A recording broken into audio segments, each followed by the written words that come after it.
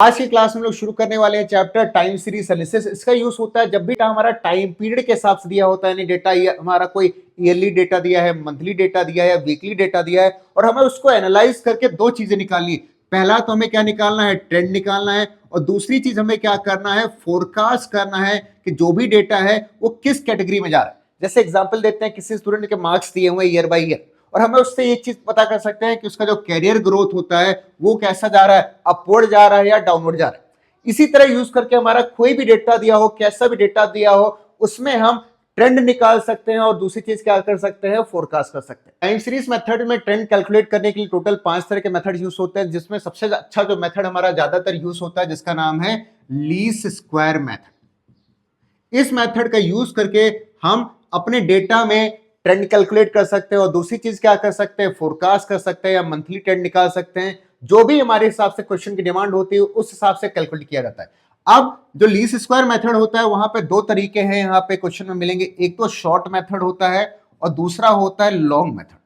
Short method जो use होता है वो नॉर्मली हम लोग इजी की वजह से यूज करते हैं। अगर क्वेश्चन में कुछ भी नहीं बताता है कि हाँ कौन सा मेथड लगाना है, तो जो मोस्ट प्रेफर्ड मेथड होता है वो कौन सा मेथड होता है, शॉर्ट मेथड। बट कभी कभार क्वेश्चन में कर देता है कि आपको क्या करना है, स्ट्रेट लाइन ट्रेंड फाइंड करना है और कौन सा मेथड यूज करना है, लॉन्ग मेथड यूज करना है। तो हमें क्वेश्चन को लॉन्ग मेथड से ही सॉल्व करना पड़ता है। अगर उस केस में हम शॉर्ट मेथड का यूज करेंगे तो जो नंबर मिलने चाहिए वो नंबर नहीं मिलेंगे।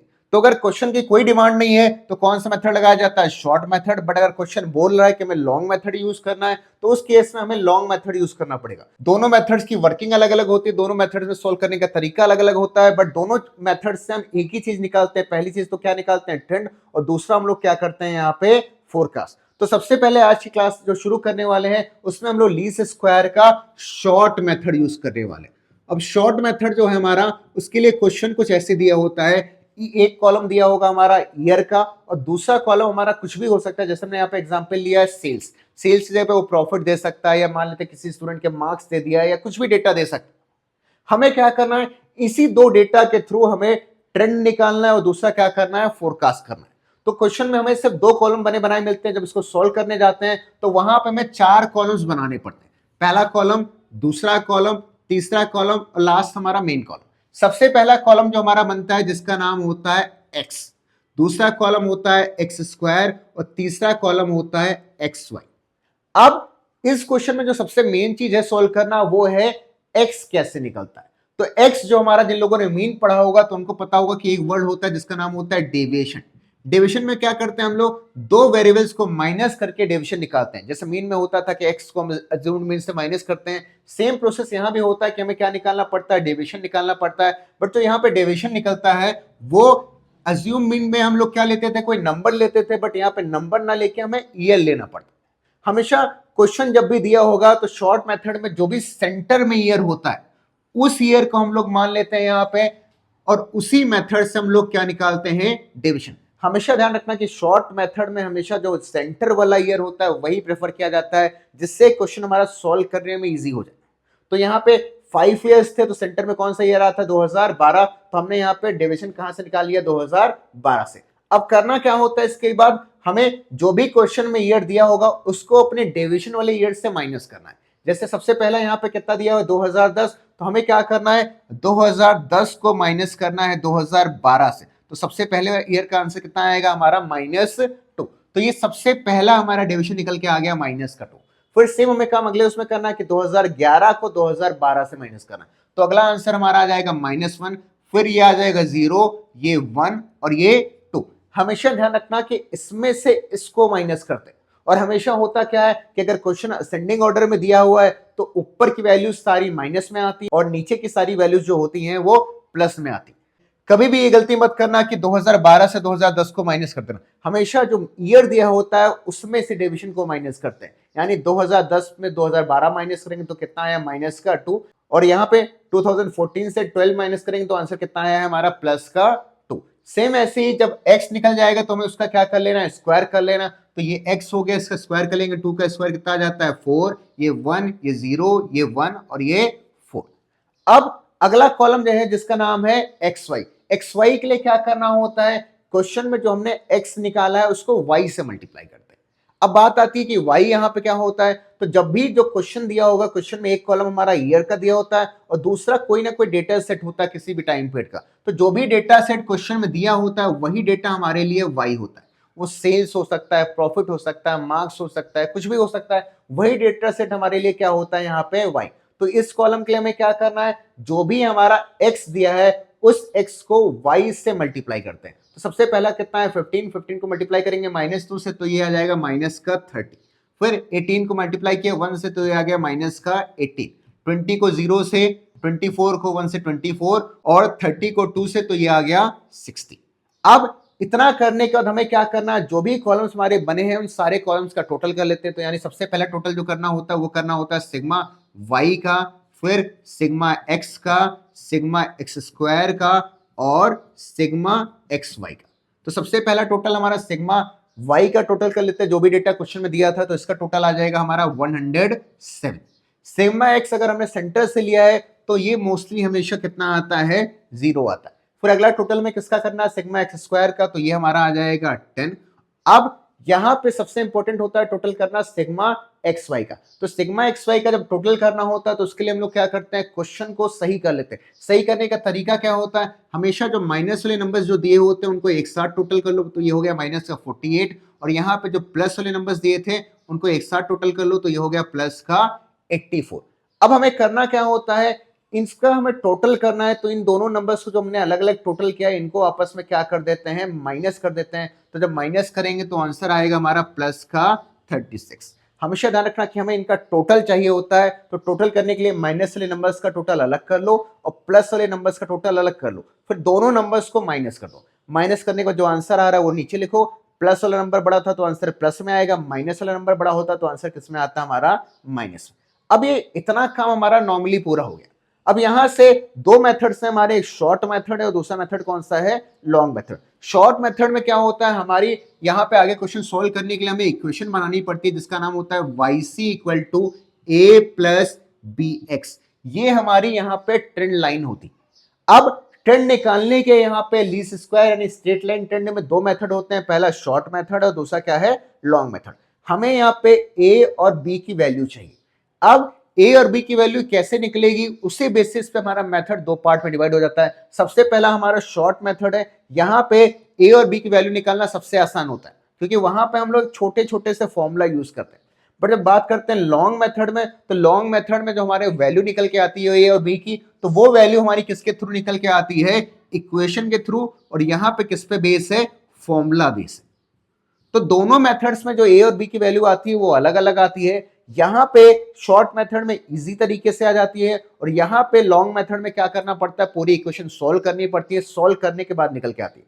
शॉर्ट मेथड इसलिए इजी पड़ता है क्योंकि यहाँ पे ए और बी की वैल्यू निकालने के लिए हमें टाइम नहीं लगता है, बहुत आसानी से निकल जाती है। यानी अगर हमें ए की वैल्यू निकालनी है तो यहाँ पे फॉर्मूला होता है सिग्मा y/n, यानी सिग्मा y टोटल हमारा कितना आया था 107, और उसको डिवाइड कर देना है n से। n हमारा कितना दिया था यहाँ पे 5, ठीक। तो n हमेशा क्या होता है, जितने नंबर ऑफ ईयर्स दिए होते हैं वो हमारा क्या होता है, यहाँ पे n होता है। अब हमें यहाँ करना क्या है, इसको इससे डिवाइड कर देंगे तो जो आंसर आएगा वही हमारी a की वैल्यू हो जाएगी, तो ये हो जाएगा 21.4। सेम ऐसे ही b की वैल्यू निकालेंगे। b की वैल्यू निकालने का जो फॉर्मूला होता है वो होता है सिग्मा xy/सिग्मा x स्क्वायर, यानी इसका total divided by sigma x square का टोटल। तो 36 को डिवाइड कर दो 10 से तो आंसर आ गया हमारा 3.6। तो ये तुम्हारी a और b की वैल्यू निकल के आ जाएगी। हमेशा सेम फॉर्मूला रहता है, आसान फॉर्मूला है, कुछ नहीं, एक स्टेप में सॉल्व कर देना है। बस ध्यान रखना कि इसका टोटल सही आया हो और ये टोटल सही आया हो, तो हमारी a और b की वैल्यू हमेशा सही निकल के आती है। अब अगर लॉन्ग मेथड लगाते तो यहाँ पे हम इसका यूज ना करते हैं, वहां पे हमें ए और बी की वैल्यू जो निकालनी पड़ती है वो रिग्रेशन इक्वेशन जो बनाते हैं लीस्ट स्क्वायर वाली, उसके थ्रू निकालते हैं। तो सेम प्रोसेस हमारा फॉलो होता है।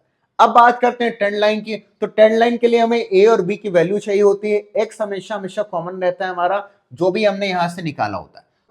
अब सबसे पहले साल का अगर हमें ट्रेंड निकालना है तो यहाँ पे इक्वेशन बनेगी 21.4 + 3.6 मल्टीप्लाइड बाई एक्स। एक्स हमारा यहाँ पे कितना था, -2। सेम ऐसे अगली इक्वेशन बनेगी हमारी 21.4 + 3.6 मल्टीप्लाइड बाई -1 फिर 21.4 प्लस 3.6 मल्टीप्लाइड बाई 0। ऐसे ही अगला हमारा हो जाएगा 21.4 प्लस 3.6 मल्टीप्लाइड बाई 1, और लास्ट हमारा 21.4 प्लस 3.6 मल्टीप्लाइड बाई 2। ऐसे ही करते हुए हमारी पांचों इक्वेशंस बनके तैयार हो जाएंगे। अब हमें इनको सॉल्व करके हमें अपना फाइनल आंसर यानी ट्रेंड निकाल लेना, जिसको हम कहते हैं यहाँ पे YC।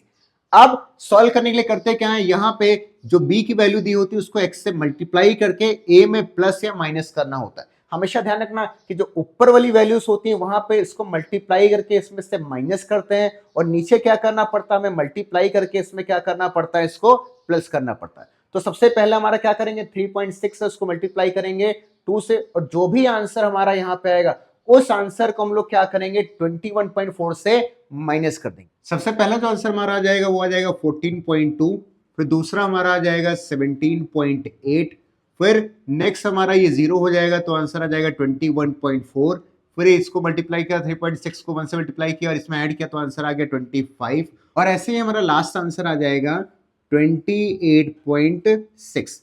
तो ये हमारा ट्रेंड निकल के आ गया है। अब दूसरी चीज जो क्वेश्चन में पूछी जाती है वो पूछा जाता है एस्टिमेट।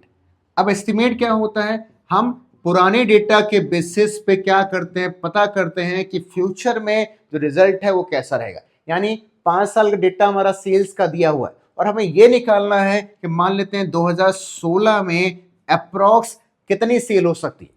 तो उसको निकालने के लिए सबसे पहले हम लोग ट्रेंड निकाल लेते हैं, ट्रेंड निकाल के हम लोग इक्वेशन बना लेते हैं, फिर जिस क्वेश्चन का एस्टिमेट क्वेश्चन में पूछा होता है उसको हम लोग सॉल्व कर लेते हैं।